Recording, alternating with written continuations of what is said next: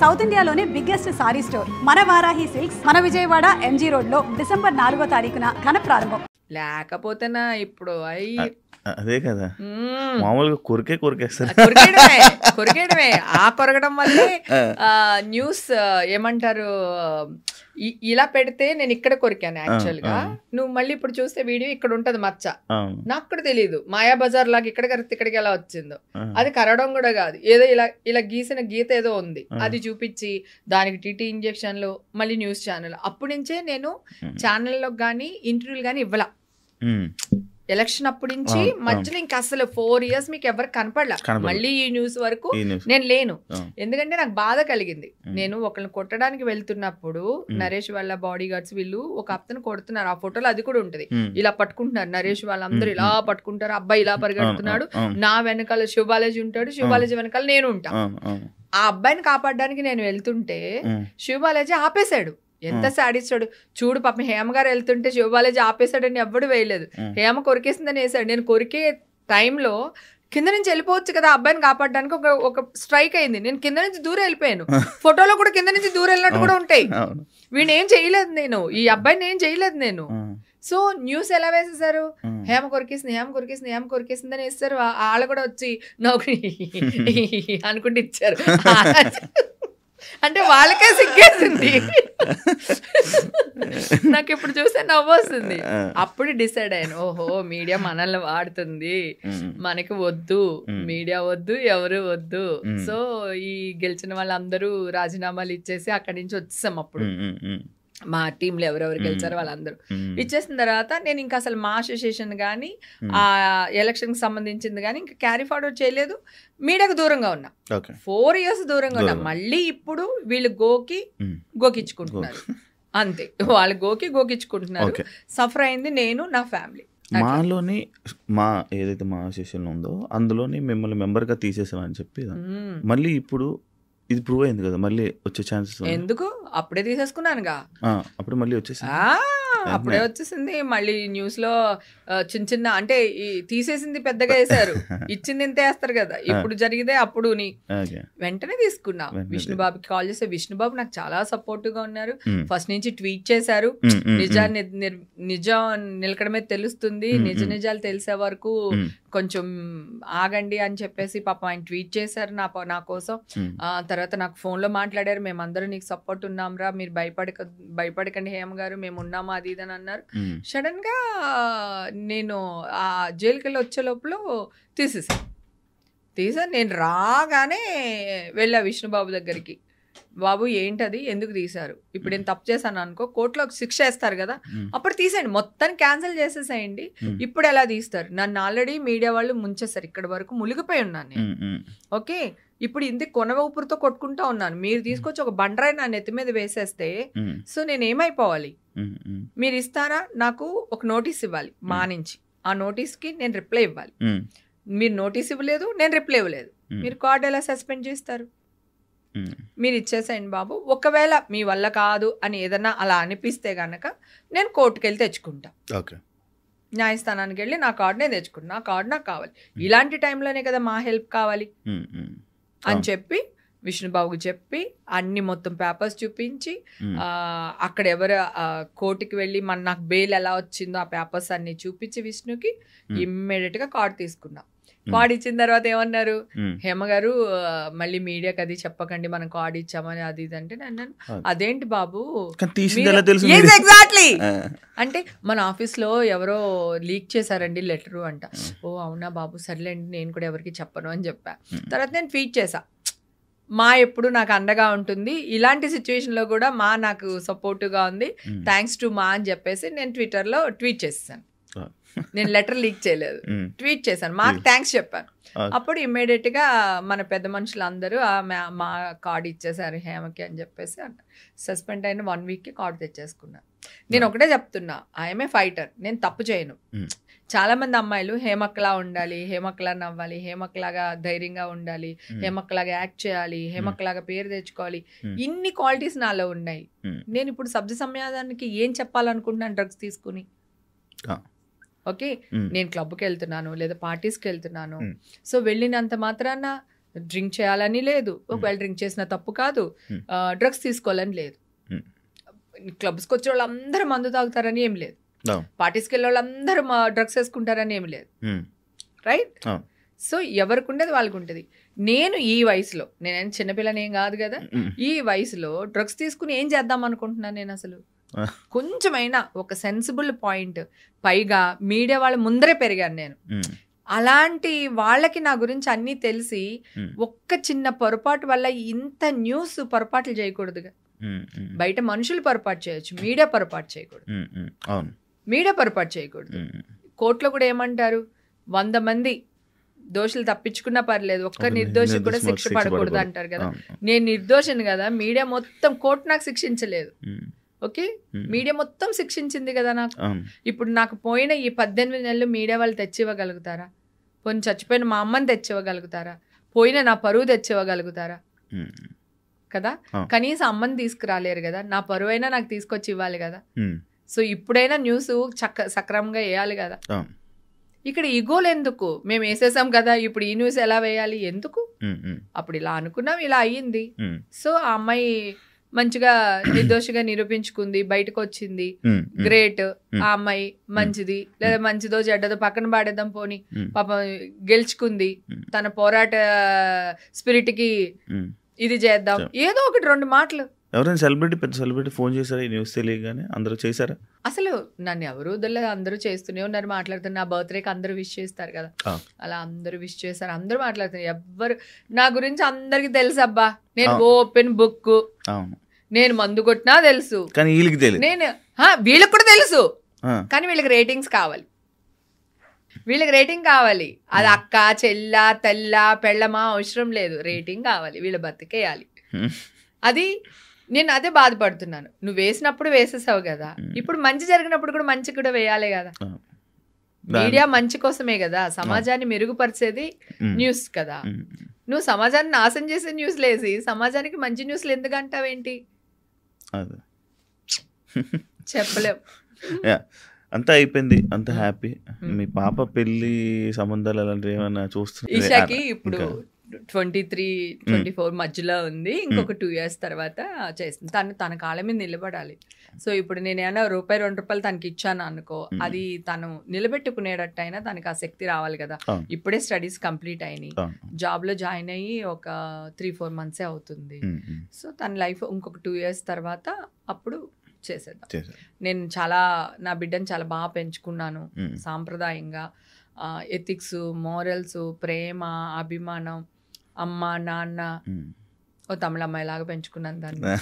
So తన career, నా బాధ కూడా అదే తెలుసా, నేను ఎంత ఏడ్చానో. నేను నా బిడ్డ ఈ స్టేజ్లో ఉంది, ఈ టైంలోనే మీరు నన్ను ఇంత చేస్తారు, ఇంత టార్గెట్ చేస్తారా? అసలు నిజం చెప్తున్నా, డ్రగ్స్ తీసుకున్న అబ్బాయిలు కానీ అమ్మాయిలు కానీ వాళ్ళ ఫోటోలు కానీ వాళ్ళ బయోడాటాలు కానీ బయట పెట్టకూడదు. ఎందుకంటే చిన్నపిల్లలు కదా వాళ్ళు, వాళ్ళ గురించి అది పెడితే చిన్న పెద్ద బయట పెడితే వాళ్ళు ఏదన్నా వాళ్ళ ఒక ఫ్యామిలీ రోడ్డు మీదకి వచ్చేస్తుంది. అందరూ నాలాగా నోరేసుకుని పడరు, అందరూ నాలాగా వెయిట్ చేసి రిపోర్టులు రాగానే వచ్చి కూర్చుని మాట్లాడరు. నేను రిపోర్టులు చేయించుకోవడానికి ఢిల్లీ దాకా పంపించాల్సి వచ్చినాయి. నా నైలు, ఒక ఆడదాని జుట్టు పట్టుకున్న మగాడు కానీ, అంటే రాజ్యాలే కూలిపోయినాయి ఒక ఆడదాని కోసం, తెలుసు కదా. ఆడదాన్ని చెడు చూపుతో చూసిన వాళ్ళే సర్వనాశనం అయిపోయారు. ఇవాళ వీళ్ళకి డబ్బులు రావచ్చేమో, కానీ రేపు రోగాలు కూడా రావచ్చు, చెప్పలేము కదా. ఇప్పుడు మా పిల్లలు వాళ్ళతో పెళ్ళిళ్ళు అయినాయి, లేకపోతే 4 పెళ్ళిళ్ళు చేసుకున్నారు, ఈ హీరో 4 చేసుకున్నాడు, ఈ హీరోయిన్ ఇక్కడ వెళ్ళింది, ఆ హీరోయిన్ డైవర్స్ తీసుకుంది, ఇవన్నీ వేస్తున్నారు. నేను మామూలు స్ట్రైట్ అవే మీడియా వాళ్ళు అందరినీ అడుగుతున్నాను, మీలో ఎవ్వరు, మీ ఫ్యామిలీలో ఎవ్వరు డైవర్స్లు తీసుకోలేదా? ఎవరిని పెళ్ళిళ్ళు చేసుకోలేదా? లేకపోతే మీరు డైవర్స్ ఇప్పించి అమ్మాయిల చేత మీరు 2వ పెళ్ళి, నీ పెళ్ళానికి నువ్వు 2వ మొగుడు అయినోడు ఎవ్వడూ లేడా? ఎవ్వరు లేరా? మీరు అందరూ శుద్ధ పూసులా? నేనైతే శుద్ధ పూసుని కాదు, ఫస్ట్ నేను చెప్తున్నా. చిల్ అనే వర్డ్నే బూత్ చేసేసారు. నేను నిజంగానే చిల్ అవుతున్నా. ఏంటంటే నేను చిల్ అవ్వకూడదా? నేను మనిషిని కాదా? నేను నా చిన్నప్పటి నుంచి కష్టపడుతున్నాను నాన్న. When I am 14 years still now ఇంకా కష్టపడుతున్నాను నేను. నాకు నా జీవితానికి నేను చిల్లే అధికారం లేదా? నేను ఎంజాయ్ చేసే అధికారం లేదా? నాకు ఇష్టం వచ్చిన బట్టలు కట్టుకోవడానికి లేదా? గుడికి వెళ్తా స్విమ్మింగ్ డ్రెస్ అయితే వేసుకెళ్ళట్లేదు కదా, స్విమ్మింగ్ వెళ్తా చీర కట్టుకుని వెళ్ళాం కదా. మాకు తెలియదా? మాకు కదా. నువ్వెవడరా అసలు? అది చాలా బ్లండర్ మిస్టేక్. నా విషయంలో అయితే మాత్రం చాలా జరిగింది. ఆ. నా స్టేజ్లో ఇంకొక ఆర్టిస్ట్ ఎవరైనా ఉండుంటే ఈరోజు ఇలా బయటకు వచ్చి ఉండేవాళ్ళు కాదు కదా.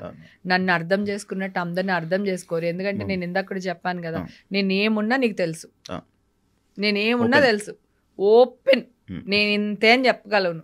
నాకు ఆ ధైర్యం ఉంది, ఎందుకంటే నేను తప్పు చేయను కనుక. తప్పు చేశాను అనుకో, అది కూడా తీసుకుంటా. ఎస్, నాకు నచ్చింది, నేను తప్పు చేశాను, నీకేంటి అని అడుగుతా. రైట్, నాకు అది కూడా తెలుసు. కానీ నేను తప్పు చేయకుండా తప్పు చేశాను అన్నది అది ఉంటది కదా, ఆ జర్నీ నాలో ఆ ఐస్ బాత్ మాత్రం లేకపోతే నేను మర్డరన్నా చేసేదాన్ని, లేదా నేనే ఇచ్చేదాన్ని. రెండిట్లో ఒకటి జరిగేది ఫుల్ అనమాట. అంటే బయటికి రాలేకపోతున్నాను, చెప్పలేకపోతున్నాను, మీడియాకి రాలేకపోతున్నాను. అందరూ ఏమంటారు, ఏమక్క తప్పు లేకపోతే వచ్చేది కదా అంటారు. కరెక్టే కదా. కానీ నేను వస్తే ఇంకా ఉచ్చు బిగుసుకుంటది కదా. ఒక ప్రముఖ హీరో థియేటర్ నుంచి వచ్చే వరకు బాగానే ఉంది స్టోరీ. వచ్చి ప్రెస్ మీట్ పెట్టిన తర్వాతే పాపం హీరోని తీసుకెళ్లారు. ఆయన ప్రెస్ మీట్ పెట్టకపోతే బాగుండుండేది కదా. మీకు అర్థం అవుతుంది కదా. తర్వాత ఛానల్ వాళ్ళు కూడా మొన్న కల్పననేనా, ఆవిడ పాపం సింగర్, కల్పన గారు సింగరు, మత్తుబళ్ళలేవు పాపం ఆవిడ హాస్పిటల్లో జాయిన్ అయ్యారు. ఆవిడకి ఏదో నిద్ర పట్టక పాపం డాక్టర్ ఇస్తే 2 టాబ్లెట్స్ వేసుకున్నాను, సో దానివల్ల మెలకు రాలేదు. ఆవిడని హాస్పిటల్ తీసుకెళ్లి పెట్టారు. పక్కింట్లో వాళ్ళు అందరూ పాపం తలుపులు తీసి పాపం పెట్టారు. వాళ్ళ హస్బెండ్ ఊర్లో లేరు, అందుకని పక్కింటి వాళ్ళు చేసి పెట్టారు. ఆ న్యూస్ తెలుసుగా. ఏమన్నారు, మొగుడే చంపేశాడు, మొగుడే వేస్తారు, వేసి మెల్లిగా స్లీపింగ్ బిల్స్ ఇచ్చేసి గొడవలు అయిపోయినాయి. ఎన్ని సెలవులు పలవలు చేస్తారు పాపం. ఆవిడ బతికిపోయింది కనుక వాళ్ళ ఆయన అదృష్టం. ఒకవేళ ఆవిడకి ఏదన్నా అయ్యుండుంటే వాళ్ళ ఆయన ఫస్ట్ పోలీసులు వేసేవాళ్ళు, మీడియా ఇన్వాల్వ్మెంట్ మళ్ళీ ఇక్కడ కూడా అని. ఎందుకంటే వాళ్ళేమనుకుంటారు, ఓహో ఇంత జరిగిందంటే ఒకవేళ వాళ్ళ ఆయన కూడా ఇలా జరుగుండొచ్చు, వాళ్ళ ఆయన వేస్తుండొచ్చు అని ముందు ఆయన అరెస్ట్ చేసేవాళ్ళు. తర్వాత ఆయన కాదని ఎంక్వైరీలో తెలిసి నాలాగా వదిలేసేవాళ్ళేమో గానీ ఫస్ట్ అయితే మాత్రం వేసేవాళ్ళు.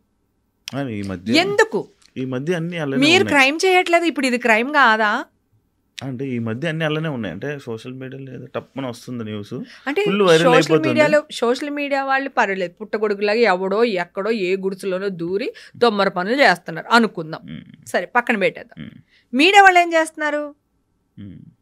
వాళ్ళు ఒక పెద్ద సంస్థ కదా, వాళ్ళు ఎలా ఉండాలి, ఆదర్శవంతుల్లా ఉండాలి. వాళ్ళు ఏం చేస్తున్నారు? ఇదే చేస్తున్నారు. అదే గనక సోషల్ మీడియా వాళ్ళు ఇలా చేస్తున్నారు, ఇలా చేయకూడదని మీడియా వాళ్ళందరూ కలిపి న్యూస్లు చేసి వాళ్ళని పట్టించి ఇదిగో ఇలా జరుగుద్దని అంటే అవేర్నెస్ క్రియేట్ చేస్తే మీడియా, అలాంటి వాళ్ళు చైతన్యంగా తీసుకుని ఒరే ఇలా చేయకూడదు, ఆడపిల్లల్ని ట్రోల్ చేయకండి, ఇలాంటి పెట్టకండి, ఇలా ఉంది చట్టం, మీరు అరెస్ట్ అవుతారు, లేదంటే ఇలా జరుగుతుంది అని మీరు కనుక న్యూస్లు వేస్తే చిన్న చిన్న పుట్టగొడుగులు లాంటి వాళ్ళందరూ సర్దుకుంటారుగా, మీ వల్ల సమాజం బాగుపడుతుందిగా. అవి మానేశారు. వీళ్ళ దాంట్లో రాగానే మళ్ళీ వీళ్ళు రేటింగ్ల కోసం వీళ్ళు వేసేస్తారు. ఈ సోషల్ మీడియా చాలా మంది అనుకుంటారు మేము దొరకం, ఎక్కడెక్కడో ఉన్నామో అనుకుంటారు. కానీ ఎవరైనా వస్తారు. మొన్న అతను వచ్చాడుగా, ఐబొమ్మ అతను వచ్చాడా, అంతకుముందు నేను మాఫింగ్ ఫోటోలు, మీ చిన్న చిన్న పిల్లలు న్యూస్ లీడర్ కూడా అప్పట్లో న్యూడ్ ఫొటోస్ ఉండి నేను ఒక్కదాన్ని వెళ్ళి కంప్లైంట్ ఇచ్చి నేను అవన్నీ వాడిని పట్టుకొచ్చాను. దుబాయ్లో ఉన్నాడు వాడు. దుబాయ్ నుంచి తీసుకుని వచ్చి అరెస్ట్ చేసి కోర్టులో సబ్మిట్ చేశారు పోలీసులు. ఎవ్వరు 4 రోజులు లేట్ అవుతుందేమో గానీ అందరూ దొరికిపోతారు. సో చైతన్యాన్ని ఇమ్మంటున్నాను, ప్రజల్లో అవేర్నెస్ క్రియేట్ చేయమంటున్నా ఛానల్ వల్ల, అంతే తప్ప ప్రజలు నాశనం అయిపోయేటట్టు ఇలాంటివి చేయకూడదు కదా అనేది. ఇది క్రైమ్ కాదంటావా? ఒక చిన్న బాబు, ఆవిడేదో వీడియో తీస్తుంటే బాబు కింద పడిపోయాడు, దాన్ని అందరూ కాపాడారు, ఆ బిడ్డని కాపాడి తల్లికిచ్చారు. తర్వాత ట్రోల్ చేస్తారు ఆ అమ్మాయిని, కన్న బిడ్డ కంటే నీకు ఎక్కువైపోయిందా, ఒళ్ళకి ఎక్కువైపోయిందా, అది అనేసరికి ఆ మెసేజ్లు ఇవన్నీ వచ్చేసరికి ఆ అమ్మాయి ఊరేసుకుని చచ్చిపోయింది. చెన్నైలో ఒక అమ్మాయి ఊరేసుకుని చచ్చిపోయింది, ఈ చంటిబిడ్డ తల్లి ఊరేసుకుని చచ్చిపోయింది. ఎవరన్నా న్యూస్ వేసారా? ఓన్లీ సోషల్ మీడియాలో అక్కడక్కడ వచ్చింది కానీ న్యూస్ వాళ్ళు అరే ఆ అమ్మాయిని ట్రోల్ చేయడం వల్ల పలానా అమ్మాయి చనిపోయింది, చెన్నైలో ఒక అమ్మాయి చనిపోయింది, ఇక్కడ ఒక అమ్మాయి చనిపోయింది అని లేదు. మళ్ళీ మీడియాలో వాళ్ళు క్వశ్చన్స్ అడుగుతారు. సుమా గురించి తెగ ఫీల్ అయిపోయారు, టిఫిన్లుగా తినండి అన్నందుకు తెగ ఫీల్ అయిపోయారు. వీళ్ళు మాత్రం అన్నీ అడగొచ్చు, హీరో మొహమేనా అని అడగొచ్చు, లేకపోతే దాంట్లో బూత్ పెట్టారు కదా మరి ఈయన గారు, మరి ఆ బూతే ఎందుకు చూస్తున్నాడు ఈయన? ఇప్పుడు మామూలుగా సినిమా ఇంకా రిలీజ్ అవ్వాల, ఆ బూత్ ఉందో లేదో తెలియదు, కానీ ఇతను మాట్లాడడం వల్ల ప్రపంచం అందరికీ ఆ సినిమాలో ఒక బూత్ పెట్టారు, ఆ బూత్ ఏంటి అని ఊరందరికీ తెలిసింది వీళ్ళ వల్ల. ఓకేనా? Yeah. సో ఎవరెవరైతే మాట్లాడుతున్నారో, ఎవరెవరైతే ఏ క్వశ్చన్స్ అడుగుతున్నారో, ముందు ఇదే క్వశ్చన్ మీ అమ్మని అడుగుతారా, లేదా మీ ఇంట్లో మీ నాన్నగారిని అడుగుతారా? నేను ఇక్కడ జెండర్ సంబంధం లేదు, ఆడమగ ఇప్పుడు లేదు, ఇద్దరు సమానమే. సో ఇద్దరు సమానమే.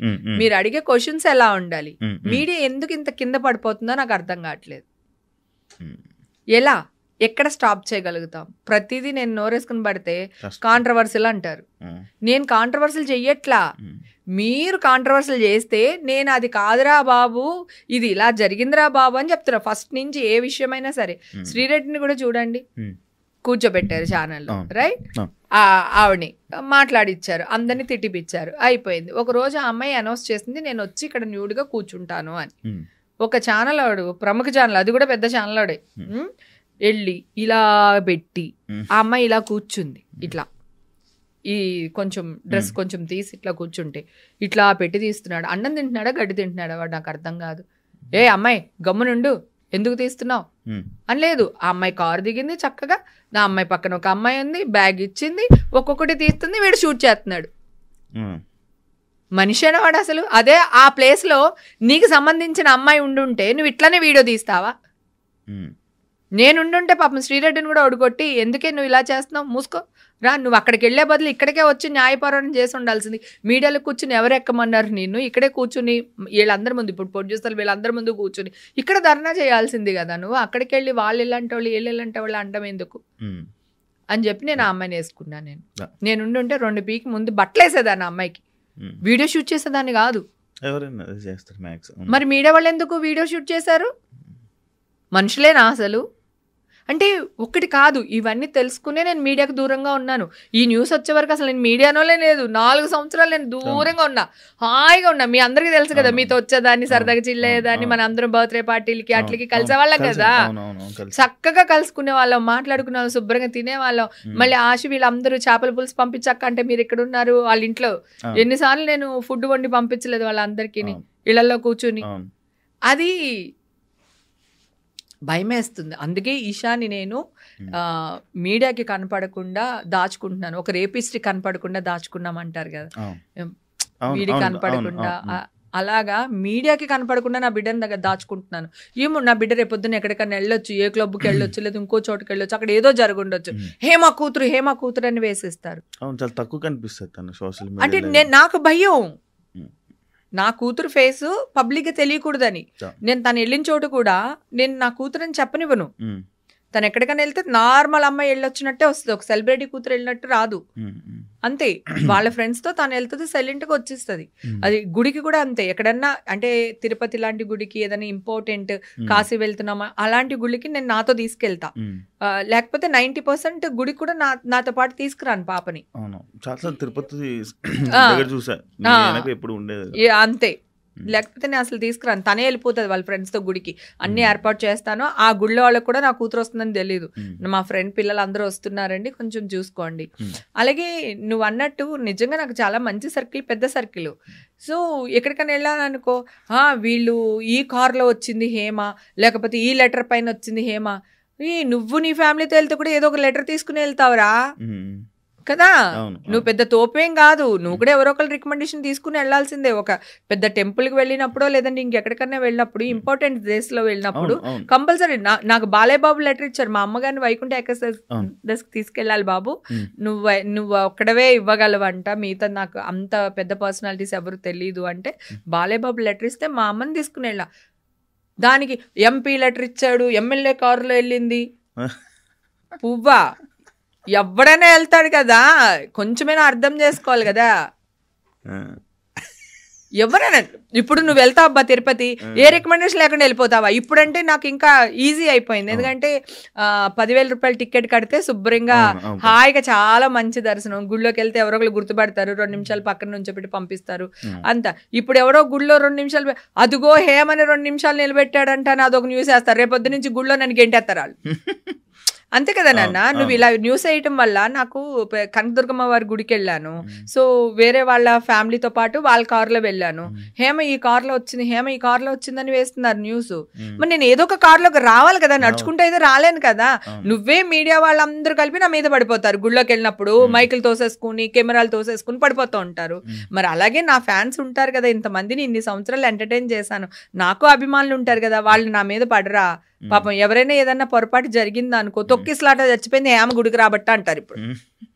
మరి నేను తొక్కిసలాటలో రాకూడదంటే ఎవరో ఒకరు కారులోనో లేకపోతే ఎవరో ఒకరు మనుషులు ఇద్దరిని పెట్టుకునే రావాలి కదా. అది తప్పేంటి అంటున్నా, నువ్వు చేసేది కూడా అదే కదా.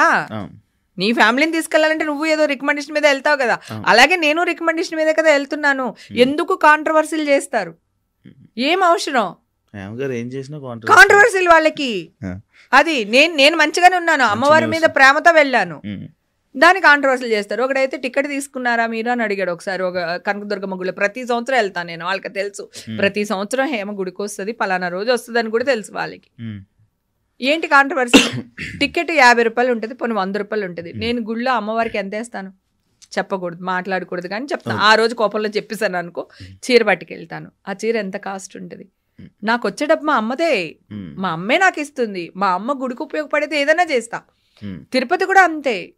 ఒక్కొక్కసారి నేను సంవత్సరం అంతా దాచిన డబ్బులు ఒక్కొక్కసారి 1 lakh అవుతుంది, ఒక్కొక్కసారి 1.5 lakh అవుతుంది, ఒకసారి 2 lakhs అవుతుంది, ఒకసారి 10,000 ఉంటుంది. నాకు వచ్చే ఇన్కమ్ను బట్టి నేను తీసి పెట్టుకుంటాను.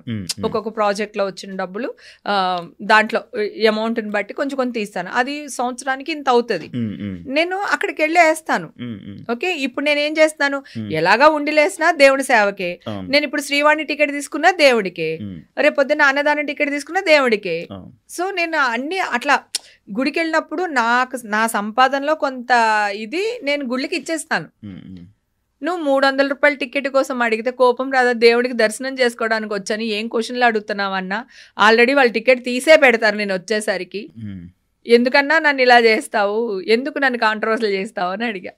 గుడికి ప్రతి సంవత్సరం వెళ్తాను, తిరుపతి వెళ్తాను, అన్ని గుళ్ళకి వెళ్తాను. నేను ఒక్క గుడి వదలను, నేను అన్ని గుళ్ళకి వెళ్తాను. నేను నా లైఫ్ నేను చిల్ అవుతున్నాను, నాకు భక్తి ఉంది, మా అమ్మ మీద భక్తి ఉంది, నా ఫ్యామిలీని చాలా బాగా చూసుకుంటాను. నేను నా ఫ్యామిలీని ఈ రోజు వరకు ఒక్క రోజు కూడా నా ఫ్యామిలీని ఏమంటారు సైడ్ పెట్టేసి నా లైఫ్ చూసుకునేది లేదు. ఓకే, సో అలాంటి ఒక దీన్ని నువ్వెందుకు ఇట్లా బూతులాగా చిత్రీకరిస్తావు నాకు అర్థం కాదు. దేవుడు అనేవాడు ఉంటాడు, ఏ కాలో చెయ్యి రగ్గొట్టేస్తాడు ఎవడు ఒక్కడికి చెప్తున్నా నేను. అన్ని మన రోజులు కాదు బంగారం కదా, అన్ని మన రోజులు. మొన్న శివరాత్రి రోజున శ్రీశైలం వెళ్ళా. మరి అక్కడ ఎవరో ఒకళ్ళు రికమెండేషన్ పెట్టుకోకపోతే రూమ్ ఎలా దొరుకుద్ది మనకి, కార్ ఎలాగ వెళ్తుంది, స్పర్శ దర్శనానికి ఎవరు తీసుకెళ్తారు? రికమెండేషన్ లేకుండా ఏ సెలబ్రిటీ బయటకు వస్తారు చెప్పు? కష్టం కదా. ఇది మీ అందరికి తెలిసిందే కదా. నేను కాదు, మీరన్నా వెళ్ళాలంటే ఒక ఎమ్మెల్యే లెటర్, ఎంపీ లెటర్ మీరైనా పెట్టుకుని వెళ్ళాలిగా, ఏ సోషల్ మీడియా వాడైనా సరే, ఏ మీడియా వాళ్ళన్నా సరే కదా. ఇప్పుడు నువ్వు వెళ్ళాలంటే ప్రాబ్లం ఉండకపోవచ్చు, మొత్తం నీ ఫ్యామిలీని తీసుకెళ్లాలంటే ఏదో ఒక లెటర్ ఉండాలి కదా. సో మీరైతే వాడుకోవచ్చు, మేం చేస్తే కాంట్రవర్సీలు చేస్తారు. మళ్ళీ అదే న్యూస్ ని వాళ్ళు అక్కడ హేమ ఎప్పుడొచ్చినా ఒక బాంబు పేల్చి వెళ్తుంది అంట. నేను కాదురా పేల్చేది, మీరు పేలుస్తున్నారు, నేను మంచిగానే ఉన్నాను, నాతో మీరు ఆడుకుంటున్నారు, వద్దురా మీకు దండం పెడతాను ఆడుకోద్దురా అని చెప్తుంటే అదిగో చేయి పెట్టి కొట్టేసింది మా హేమ అంటున్నారు. నేను 2 చేతుల్లో దండం పెడితే ఇలా పెట్టే లోపల అదిగో చెయ్యెత్తేసింది మా మీద అంటున్నారు వాళ్ళు. నేను ఇలా అనే లోపలనే వాళ్ళు కవర్ చేసేస్తున్నారు చూసి, ఇలా ఇంతదాకా రానివ్వట్లేదు. సో అలా అమ్మ ఐఎమ్ సో హ్యాపీ తెలుసా, ఈవేళ చాలా నవ్వుకుంటూ మాట్లాడుతున్నాను. నిన్న మొన్న అసలు ఫుల్ చాలా అంటే మదర్ది పెద్ద న్యూస్ అయిపోయింది కదా నాకు అట్లా దానివల్ల.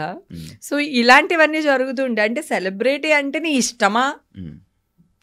నేను చాలా సార్లు అంటాను, నీ ఇష్టమా, నువ్వు నా మీద ఏదైనా వేసుకుంటావు, నా బిడ్డ మీద, నా బిడ్డను వాడేసి, నన్ను వాడేసి, మా ఆయన్ని వాడేసి, మా అమ్మని లాగేసి. అసలు మీకు ఫ్యామిలీస్ ఉంటాయి కదా బంగారం. ఇప్పుడు మీడియా లేకపోతే నేను లేను, నేను లేకపోతే మీడియా లేదు. సో మీకు మేము కావాలి, మాకు మీరు కావాలి. సో అలాంటప్పుడు నిజాన్ని వేయండి.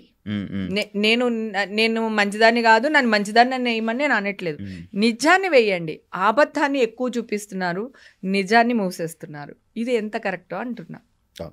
అయితే ఇదే టైంలోనే ఇంకొకటి కొన్ని క్వశ్చన్లు మిమ్మల్ని అడగడం జరిగింది. లైక్ సినిమాలు ఎందుకు ఆపేశారు, ఎందుకు తక్కువ అయ్యాయి, ఎందుకు సినిమాలు చేయట్లేదు? వాళ్ళు మిమ్మల్ని దూరం పెట్టారా లేకపోతే మీరు సినిమాని దూరం పెట్టారా?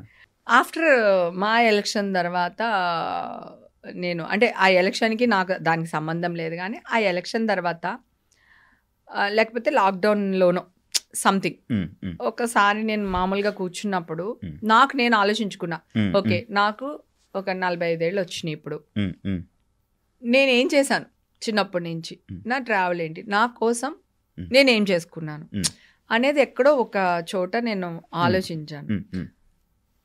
మా ఇంటి కిచెను, నా బెడ్రూము, షూటింగ్, ఇవి తప్ప నా లైఫ్లో ఏం లేవు.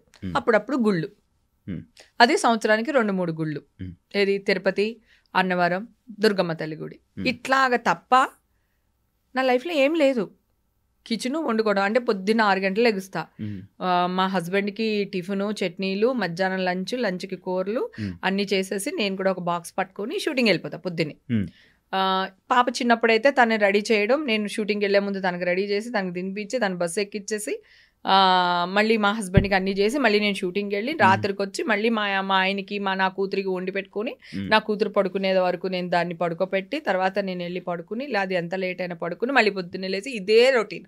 అంటే ఎన్ని 100 సినిమాలు చేశానో అన్ని 100 సినిమాలకి ఒక్కొక్క రోజు నైట్ 12-1 గంట అయిపోతుంది షూటింగ్. అయినా మళ్ళీ నెక్స్ట్ డే మామూలుగా లేచిపోయి మళ్ళీ వంట చేసుకుని ఆ కిచెన్ నా బెడ్రూమ్, నా కిచెన్ నా బెడ్రూమ్, ఇంకేం లేదు, నథింగ్ ఇన్ మై లైఫ్. అప్పుడు నాకు అనిపించింది, ఓకే నేను మా హస్బెండ్ని కూర్చోపెట్టి, నాకు 45 years వచ్చింది, నాకు ఇప్పుడు హార్మోన్స్ చేంజెస్ ఉంటాయి, సో నేను డిప్రెషన్కి వెళ్తున్నాను. ఈ ఆలోచన ఎందుకు వచ్చింది? ఈ హార్మోన్ చేంజెస్ వల్లే వచ్చింది. సో నా లైఫ్ నాకు ఎంజాయ్ చేయాలని ఉంది, ఓకేనా. నేను ఎక్కడికి వెళ్ళాను, ఎందుకు వెళ్ళాను, ఎప్పుడు వచ్చాను, ఏం చేస్తున్నారు, ఇవన్నీ లేదు. మీకు ఆకలేసింది అనుకోండి, పని మనిషి ఉంటుంది, వంట చెప్పించుకుని తినండి, ఓకే. నేను చేసి వెళ్తా, చేసి వెళ్ళలేదు. నేను ఎక్కడైనా ఊరికి వెళ్ళాను, నాకేదో ఊరికి వెళ్ళాలనిపించింది, అమెరికా వెళ్ళాను, నేను 1 week తిరగాలనిపించింది, వెళ్ళాను. బ్యాంకాక్ వెళ్ళాను, 10 రోజులు ఉండాలనిపించింది, వెళ్ళాను. మా హస్బెండ్ ఏంటి, తను తినడు, ఎవరు చేసినా దానికి ఒక ప్రాబ్లం పాపం, నేనే అలవాటు చేసాను, అది నా మిస్టేక్. నాకు బాడీలో ఎనర్జీ ఎక్కువ, ఎవరిని పని చేయనివ్వను, నేనే చేసిస్తాను. సో దానివల్ల మా ఆయన చెప్పా, నేను వెళ్తున్నాను కదా, ఇల్లు తగలాడిపోతుంది అనుకోండి, ఫైర్ ఇంజిన్కి కాల్ చేయండి. ఒకవేళ ఫైర్ ఇంజిన్కి మీరు కాల్ చేయలేకపోయారు అనుకో, వదిలేయండి, కాలిపోనివ్వండి, నేను వచ్చిన తర్వాత మళ్ళీ కొత్త ఇల్లు కడతా. కానీ నాకు ఫోన్ చేసి మాత్రం డిస్టర్బ్ చేయకండి, ఎందుకంటే ఫెడప్ అయిపోయాను. పని మనిషి టీ పెట్టలేదని, నా కూతురేమో నేను అన్నం తినలేదని, పాప వాళ్ళకి నేను అలవాటు చేసింది మిస్టేక్ నాదే, నేను వాళ్ళని తప్పనట్లా, ఇది తప్ప నా లైఫ్లో ఏం లేదు. అప్పుడు మా హస్బెండ్ని కూర్చోపెట్టేసి మొత్తం మ్యాటర్ అంతా చెప్పేసి, నేను ఎక్కడికి వెళ్ళాలంటే అక్కడ వెళ్తా, ఎలా తిరగాలంటే అలా తిరుగుతా, నన్ను మీరు ఆపొద్దు, నాకు కొంచెం ప్రేమను చూపించండి, మీరు నవ్వుతూ ఉండండి, నన్ను నవ్వుతూ ఉంచండి. అంటే మా హస్బెండ్ నాలాగా కాదు, కొంచెం సాఫ్ట్, సైలెంట్ ఆ టైపు. సో అందుకని మీరు నవ్వుతూ ఉండండి, నన్ను నవ్వుతూ ఉంచండి, అంతే తప్ప నన్ను ఫోర్స్ చేయొద్దు, నాకు టీ పెట్టి ఇవ్వలేదు, కాఫీ ఇవ్వలేదు, వంట చేయలేదు, టేబుల్ మీద ఇది పెట్టలేదు నాకు చెప్పకండి. మీకు చేతనైతే పని మనిషి చేత చేయించుకోండి, చేత కదా హోటల్ అని చెప్పించుకుని తినేయండి, నన్ను అడగండి. అమ్మ రాజీనామా లాగా పెళ్ళం రాజీనామా అనుకోండి, నన్ను ఒక 2-3 సంవత్సరాలు వదిలేయండి, నన్ను ఏమీ అనకండి, నన్ను పట్టించుకోకండి అని చెప్పి నా హస్బెండ్కి రిక్వెస్ట్ చేసి, తర్వాత ఇప్పుడు నేను నాలాగా తిరగడం, నాలాగా మాట్లాడడం, నాకు కావాల్సినట్టు ఉండడం, నాకు కావాల్సినట్టు తిరగడం, ఇవి ఆఫ్టర్ బిగ్ బాస్ స్టార్ట్ చేశా. బిఫోర్ బిగ్ బాస్ నాకు లేదు, ఆఫ్టర్ బిగ్ బాస్ నేను అక్కనైపోయాను. ఆఫ్టర్ బిగ్ బాస్ నాకు రెక్కలు వచ్చేసింది, హేమక్క. ఆ బిగ్ బాస్ కూడా నేను డిప్రెషన్లోనే వెళ్ళాను. సురేఖ అనింది, ఎందుకు వెళ్తున్నావు, అక్కడికి వెళ్ళిన వాళ్ళు ఎవరు మంచి పేరుతో బయటికి రాలేదు, బిగ్ బాస్లో అందరికీ చెడ్డ పేరు వస్తుంది, ఎందుకు నువ్వు వెళ్తున్నావు అంటే, సురేఖ కూడా ఇదే చెప్పాను, సురేఖ నేను డిప్రెషన్లో ఉన్నాను, నా దగ్గర ఫోన్ ఉండకూడదు, నేను కొంత ఉండాలనుకుంటున్నా, దూరంగా ఉండాలనుకుంటున్నా, ఇప్పుడు బయట ఉంటే నా వల్ల కాదు, వాళ్ళు ఆఫర్ ఇచ్చారు, సో వెళ్తా. నేను ఎక్కువ రోజులు ఏమి ఉండను, మ్యాక్సిమం 2 weeks ఉంటానేమో, అట్లీస్ట్ ఆ 2 weeks నేను ప్రశాంతంగా పీస్గా ఉంటాను. సో నాగార్జున గారు ఎదురుగుంటుంటారు ఎవరి వీక్ని. సో అట్లాగా బిగ్ బాస్కి వచ్చా. బిగ్ బాస్లో నాకు ఏమొచ్చింది అంటే, ఆంటీ అనే పేరే లేదు, ఓన్లీ హేమక్క హేమక్క హేమక్క. 60 ఏళ్ళ ఆయన కూడా హేమక్క అనే పిలుస్తాడు నన్ను, 6 ఏళ్ళ పిల్లోడు కూడా హేమక్క అనే పిలుస్తాడు. అందరూ హేమక్క హేమక్క హేమక్క అని పెద్ద బిరుదు వచ్చింది. తర్వాత రాహుల్ వీళ్ళందరూ ఆశు, రాహుల్, రోహిణి, ఇంకా అందరూ అట్లాగా చనువు ఎక్కువ అయిపోయింది. సో అప్పుడు ఇంట్లోంచి బయటికి రావడం, big boss, after big boss నేను బయటకు వచ్చాను. బిగ్ బాస్ మీ లైఫ్ మార్చేసింది, చాలా చేంజ్ చేసేసింది. ఎందుకంటే బిగ్ బాస్ లోకి వెళ్ళినప్పుడు చాలా డిప్రెషన్ లో వెళ్ళాను నేను. అంటే అది మా ఇంట్లో వాళ్ళు నన్ను టార్చర్ చేసి కాదు, కనిపించేది బిగ్ బాస్ లో మీ ఫ్రస్ట్రేషన్ మొత్తం ఎగరేసే వాళ్ళుగా. లేదు నేను అంటే ఇప్పుడు పాపం అయిపోయిన దాని గురించి ఎందుకు, కానీ నేనున్న రోజులు రాహుల్ నేను మళ్ళీ బిగ్ బాస్ హౌస్ లోకి వెళ్ళాను కదా, వెళ్ళి నేను వాడు అని ఎత్తుకుంటాడు, నేను ఎగిరితే వాడు ఎత్తుకున్నాడు కదా. అప్పుడు వాడు నాకు కాళ్ళకి దండం పెట్టి, అక్క నువ్వు ఉన్నంతసేపు కడుపు నిండా అన్నం తిన్నావు అక్క, ఆ షాట్ కూడా ఉంటుంది, ఆ కాళ్ళకి దండం పెట్టిన అన్నీ ఉంటాయి. అక్క తప్పైపోయింది అక్క, నువ్వు ఉన్నంతసేపు కడుపు నిండా అన్నం తిన్నావు అక్క, నువ్వు వెళ్ళిన తర్వాత అన్నమే లేదక్క అన్నాడు. నేనేమంటానంటే నాగార్జున గారికి నేను ఎదురు చెప్పలేకపోయాను. ఇప్పుడు పిల్లలు చూడండి ఎలా మాట్లాడుతున్నారు ఈ 4 సీజన్లో. అప్పుడు నేను నాగార్జున గారికి రెస్పెక్ట్ ఇస్తాను కదా, నేను నాగార్జున గారికి ఎదురు చెప్పలేకపోయాను. ఆయన ఏమన్నారు, వాళ్ళకి చెప్పి నువ్వు వంట చేయాలి, ఇది నీళ్ళు కాదు కదా అన్నారు. ఓకే, కాకపోతే నేనేమన్నానంటే ఈ అబ్బాయిది హోటల్ ఉంది, ఆ అబ్బాయికి తెలుసు ఏంటి అని అంటున్నాడు. ఆ అబ్బాయికి హోటలే ఉంది, హోటల్ ఓనర్ వచ్చి హోటల్లో వంట చేయడు, రైట్? అర్థమైందా? ఏ సరుకులు కావాలో కొనిస్తాడు వాడు నెలకొకసారి, అంతవరకే. కుక్కే చేస్తాడు. నేను తల్లిని, నేను అక్కని, నేను అమ్మని, నేను పెళ్ళాన్ని, రైట్? నేను కూతుర్ని. ఎవరి కడుపు ఎంత ఉంటుంది, ఎంత బియ్యంలో ఎంతమందికి వంట చేసి పెట్టవచ్చు అనేది తల్లికి అక్కకి అంటే ఎవరికి తెలియదు, రైట్? సో నాకంటే ఎక్కువ రైట్ అక్కడ ఎవరికి లేదు. వాళ్ళు అనవసరంగా నా మీద దెబ్బలాడారు. నేను నాగార్జున గారు వచ్చినప్పుడు ఆయన చూస్తారులే నేను బాగానే పెట్టాను కదా అనుకున్నాను. అది మిస్ఫైర్ అయ్యి నాగార్జున గారు అనేసరికి నేను ఎదురు చెప్పలేదు. మీరు చూసారా, నేను సైలెంట్ అయిపోయాను. ఆయనకి నేను చెప్పను, నా జీవితంలో చెప్పను నేను. He's my dream boy, my darling, my sweet heart, everything Nagarjuna garu నాకు. సో నేను ఆయనకి ఎదురు చెప్పే పరిస్థితిలో లేను, చెప్పలేదు, అంతే. తీసుకొచ్చారు. ఆ తర్వాత కూడా క్లైమాక్స్ లో చూసావు కదా, చిరంజీవి గారు ఆడేసుకున్నారు మమ్మల్ని. అంతేలే నీకు అన్ని నాగార్జునే, మేమే ఉంటాము, నువ్వు ఉంటే బాధపడుతున్నావు అని తెచ్చేసాడు నిన్ను, అది ఇదని చిరంజీవి గారు. సో నాకు 2 కళ్ళు వాళ్ళిద్దరుని. సో ఆయనకి ఎదురు చెప్పలేదు, అప్పుడు నా సైలెంట్ అయిపోయాను. అది ప్లస్ ఫస్ట్ వీక్ లోనే నామినేషన్ లో పెట్టేస్తే ఈ జనాలకి మాత్రం ఎవరికి ఓట్లు వేయాలో తెలియదు కదా. అప్పుడు స్టార్టింగ్ అంటే అప్పుడు మళ్ళీ ఓట్లు కూడా మార్చారు, ఏవో చేశారు మొత్తానికి, అలా అయిపోయింది. కానీ బిగ్ బాస్ మాత్రం నాకు చాలా చాలా హ్యాపీనెస్ ఇచ్చింది. నేను ఇప్పుడు ఇంత ఎనర్జీగా ఇంకా ఉండడానికి కారణం కూడా బిగ్ బాస్. సినిమాలు ఇప్పుడు చేస్తారా? ఇప్పటి నుంచి సినిమాలు చేస్తాను, ఎందుకంటే ఇప్పటికి కొన్ని లక్షల మంది నేను వెళ్ళిన ప్రతి ఫంక్షన్స్లోని వీటిల్లో వాటిలో అందరూ బంగారు నువ్వు యాక్ట్ చేయాలి నాన్న, నువ్వు యాక్ట్ చేయాలి అని అంటున్నారు. ప్లస్ నాకు ఇన్ని బ్లెస్సింగ్స్ వచ్చినాయి కదా, నువ్వు మంచిదానివిరా, నువ్వు మంచిదానివి, నువ్వు ఫైట్ చెయ్యి, మేమందరం నీతో ఉన్నాం, మా బ్లెస్సింగ్స్ ఉన్నాయని ఎంతమంది అయితే చెప్పారో వాళ్ళందరి అభిమానం ఎక్కడి నుంచి వచ్చింది? Point. I'm celebrity, I'm actor, నేను చేసిన క్యారెక్టర్స్ వల్లే నాకు ఇంత పేరు వచ్చింది. బిగ్ బాస్ ఆఫర్ ఎందుకు వచ్చింది? దీని వల్లే వచ్చింది. ఇప్పుడు నువ్వు నన్ను పిలిచి ఇంటర్వ్యూ ఎందుకు చేస్తున్నావు? I'm celebrity actor, right?